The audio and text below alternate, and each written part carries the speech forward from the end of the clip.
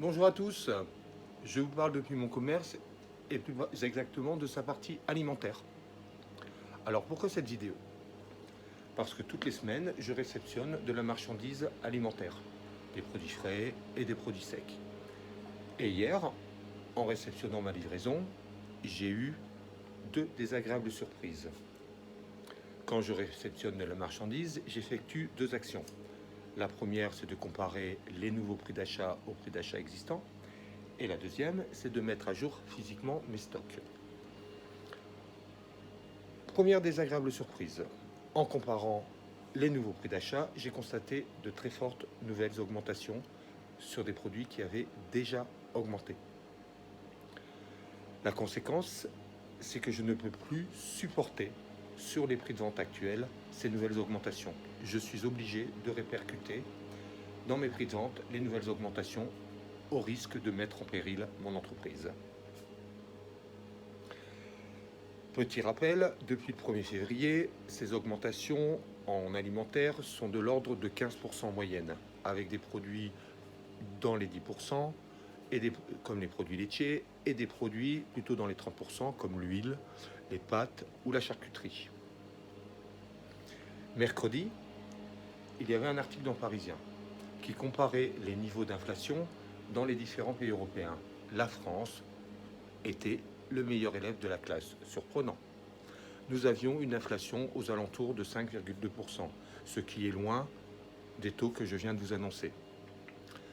Cet article nous expliquait que dans le calcul de l'inflation, il n'y avait pas que les produits alimentaires, mais des produits non alimentaires comme l'hygiène par exemple. Il nous expliquait par ailleurs que les augmentations étaient liées à deux facteurs. Le premier lié à l'augmentation du coût des carburants, donc répercussion des coûts de transport dans le prix d'achat des marchandises, et la deuxième liée au surcoût de l'alimentation des animaux. On nous expliquait aussi que si ce niveau était beaucoup plus faible que le niveau ressenti, c'est que dans le panier de la ménagère, il n'y a pas que l'alimentaire, mais il y a des produits d'hygiène qui, eux, n'ont pas augmenté. Alors, il faudrait qu'on m'explique.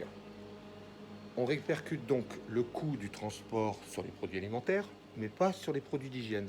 Pourtant, ils arrivent dans le même camion. Les produits d'hygiène ne viennent pas avec leurs petits pieds jusque dans mon magasin. Donc je crois que là, on nous prend un petit peu pour des lapins de 6 semaines. Alors, messieurs de lycée, il serait temps que vous fassiez une étude sérieuse sur la réelle augmentation des produits alimentaires uniquement. Parce que tant que le constat sur la réelle inflation dans ce pays ne sera pas fait, toutes les solutions proposées seront mauvaises. Par exemple, bloquer les prix de vente. Très bien, allons-y, bloquons les prix de vente. Quelles en seront les conséquences? Pour un petit commerce de proximité comme le mien, je ne pourrai pas supporter très longtemps une augmentation du prix d'achat et des prix de vente qui ne bougent pas. Donc c'est-à-dire à moyen terme, la disparition de tous les commerces de proximité. Pour rappel, en ruralité, il n'existe que des commerces de proximité.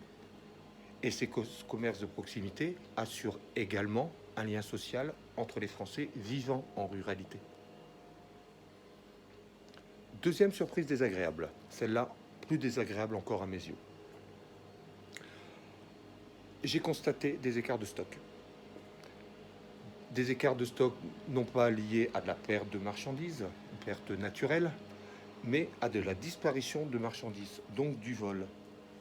Et la marchandise disparue n'est pas des produits dits de luxe, mais des produits de besoin primaires, des pâtes, du jambon, des saucissons. Quand on en arrive à voler de la marchandise pour se nourrir, c'est que nous sommes dans un sacré désespoir. Alors, messieurs les ministres, messieurs les parlementaires, il serait peut-être temps de trouver de réelles solutions à cette inflation, comme l'augmentation des salaires ou la diminution des charges sur l'énergie sur les loyers. Petit rappel à nos concitoyens, les loyers sont indexés à l'inflation. Donc en février-mars prochain, quand leur propriétaire leur donnera leur nouveau loyer, il sera indexé à l'inflation. Et il y aura de très désagréables surprises. Avec les niveaux d'inflation actuels, on peut projeter que dans l'année 2023, ils paieront 13 loyers.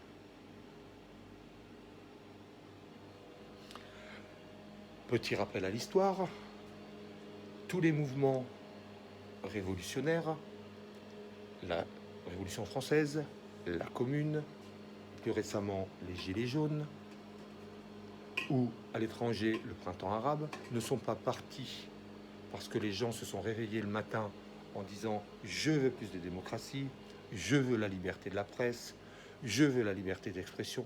Non, ils sont partis soit parce qu'ils n'avaient pas de travail et ne pouvaient pas se nourrir et nourrir leur famille, ou soit parce que l'alimentation devenait inaccessible.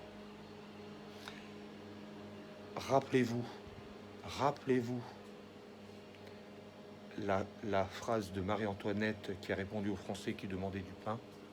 Si vous n'avez pas de pain, mangez de la brioche. Nous connaissons la suite des événements.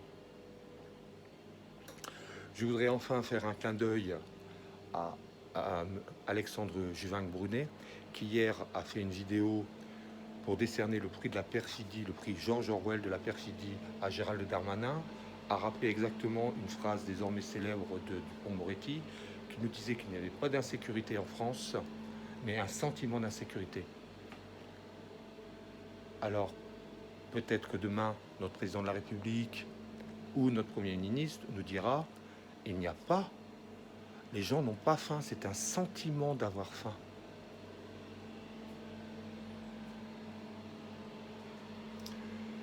Je voudrais aussi profiter de cette vidéo pour vous informer que je ferai une rencontre citoyenne, une réunion publique à Étampes, salle Saint-Antoine, mercredi 8 juin à 20h. J'essaierai que cette réunion soit le plus interactive possible pour que vous posiez le maximum de questions. Donc je vous dis à bientôt.